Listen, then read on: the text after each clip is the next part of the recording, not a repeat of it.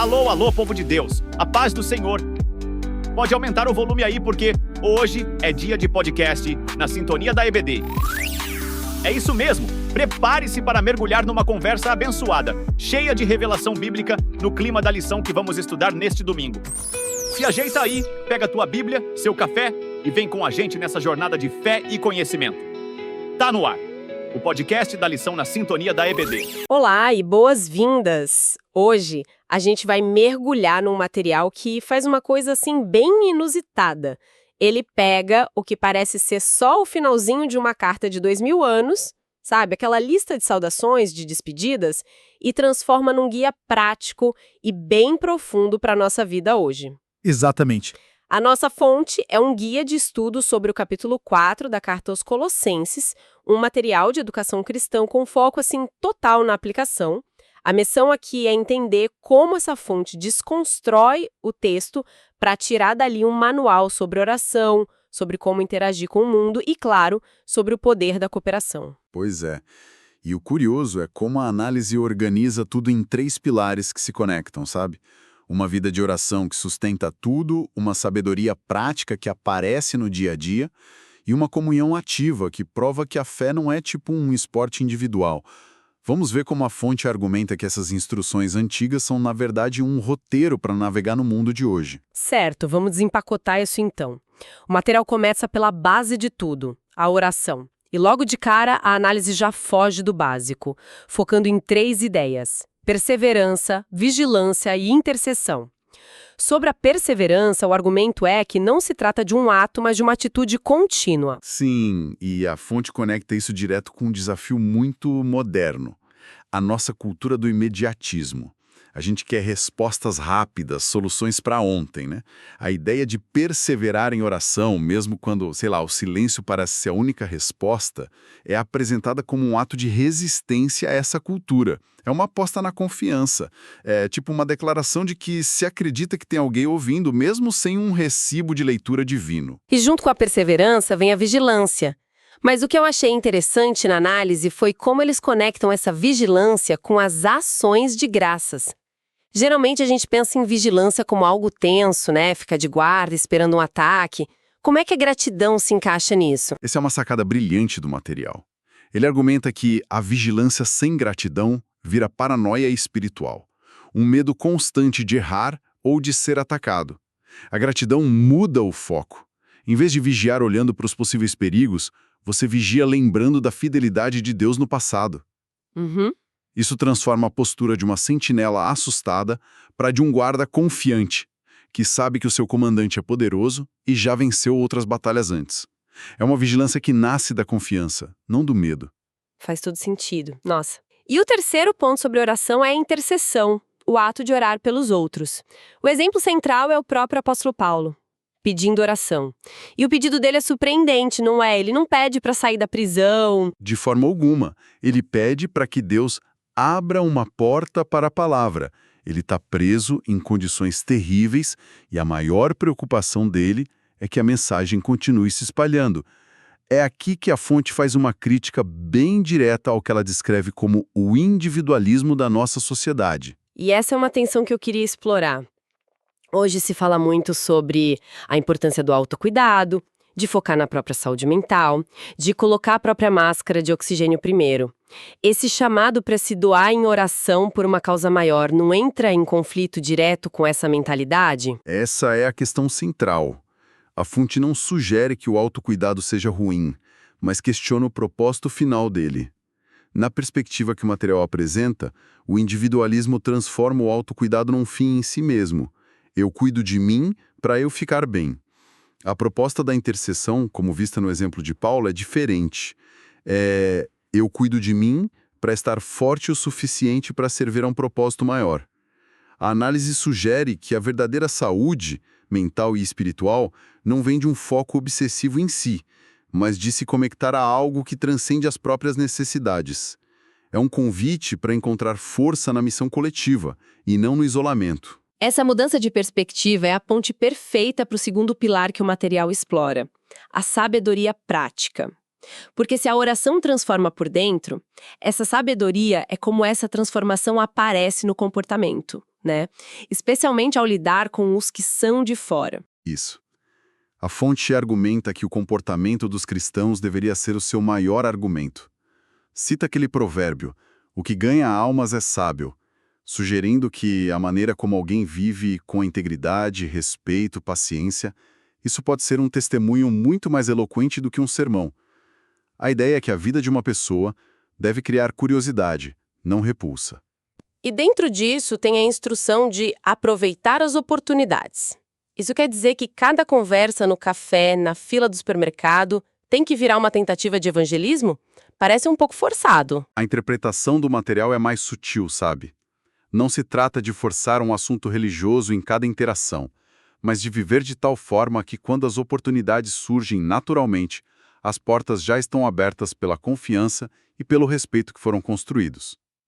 É sobre estar presente e consciente de que cada interação é uma chance de refletir o caráter de Deus, seja com uma palavra de encorajamento, um ato de gentileza ou simplesmente ouvindo com atenção.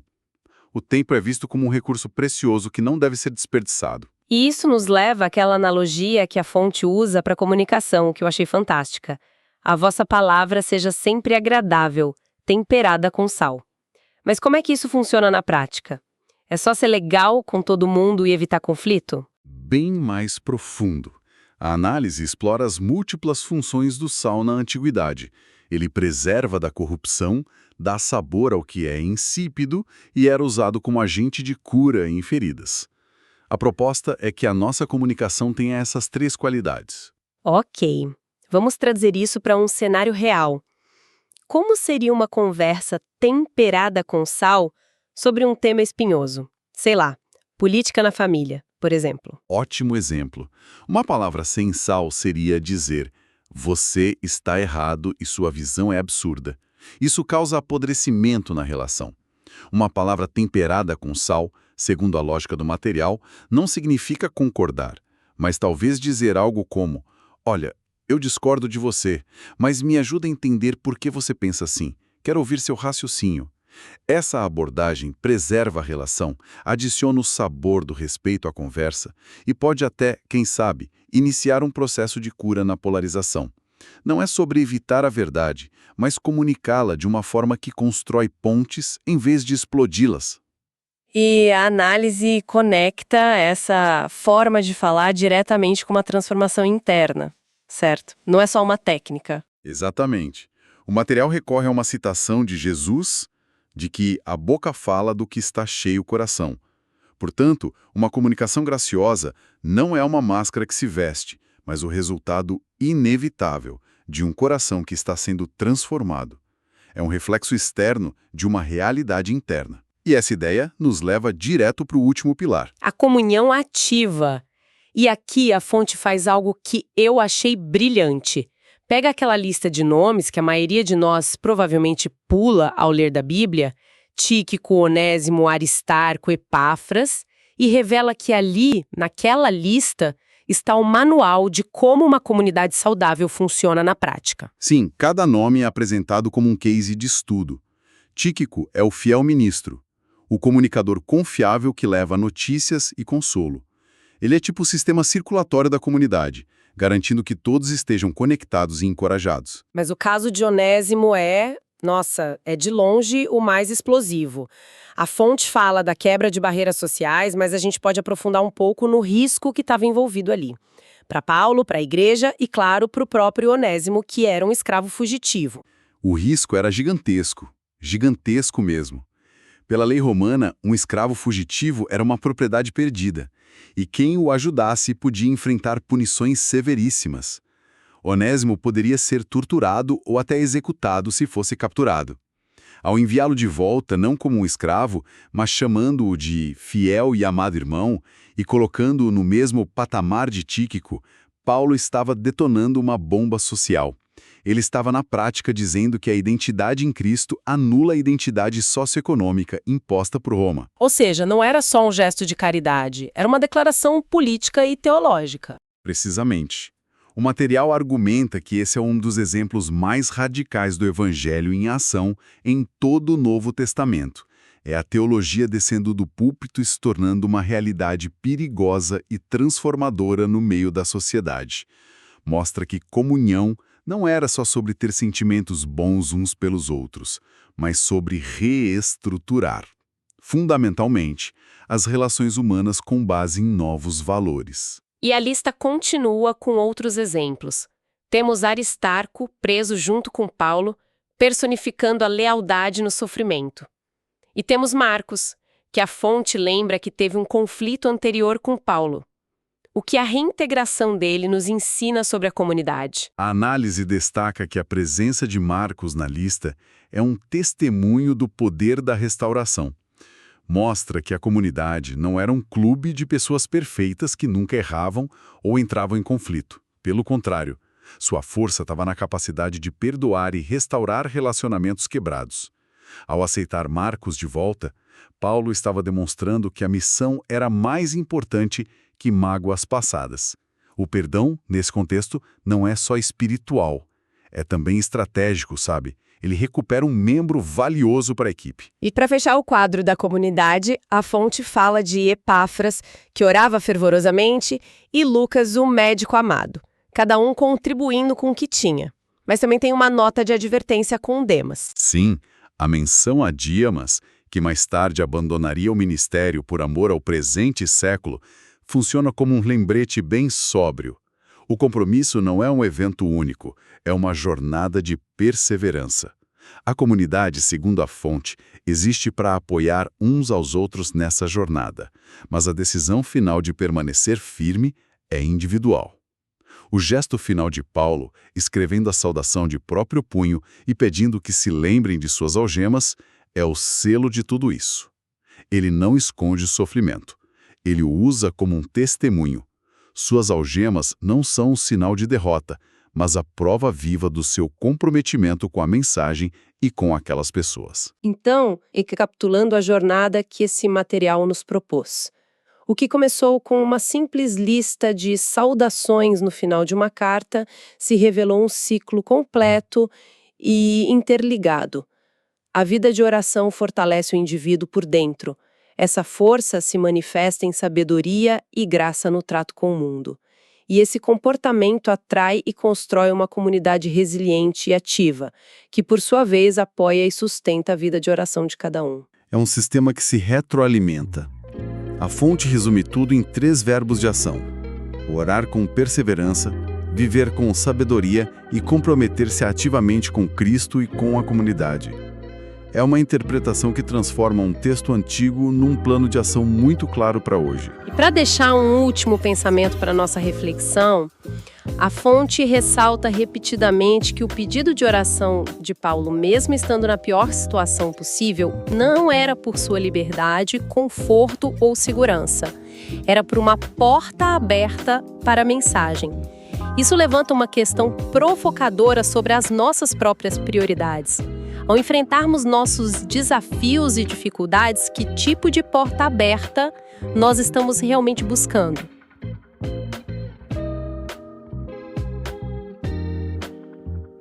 Atenção, irmãos! Chegamos a um momento muito especial. Vamos adorar ao Senhor com um louvor preparado especialmente para esta ocasião. A letra deste cântico está baseada na próxima lição da nossa escola bíblica dominical e vai nos ajudar a fixar o tema e a mensagem que estudaremos. Que, enquanto cantamos, o Espírito Santo grave em nossos corações as verdades da Palavra de Deus. Vamos lá? É hora do louvor na sintonia da EBD. Sintonia da EBD. Sintonia da EBD.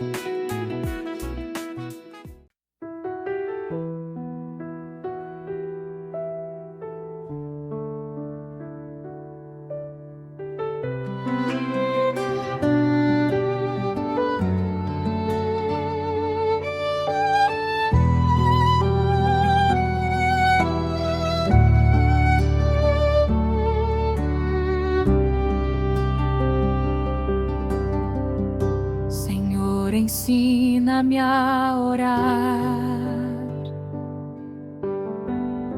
perseverar sem desistir, com coração vigilante, sempre pronto a te ouvir, no silêncio ou na batalha. Tua graça vai me guiar, pois em ti, ó Cristo, vivo. Encontro forças pra avançar. Quero viver com sabedoria, guiado pelo teu amor. Minhas palavras sejam luz, transbordando teu favor. Abre portas para a palavra, usa minha vida, Senhor. Rádio do céu ressoando, Jesus é o meu Salvador.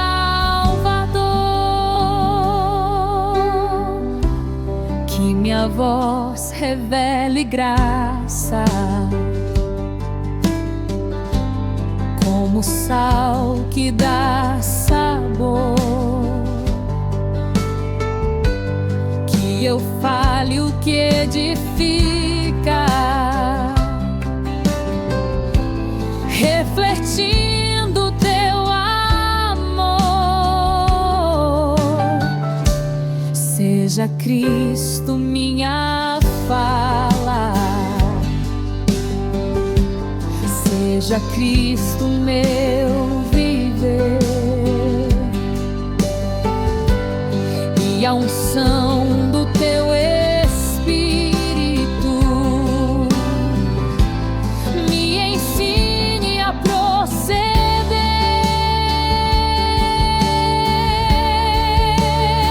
Eu seguirei o teu chamado, seja simples ou profundo, pois foste tu quem me escolheu pra iluminar este mundo.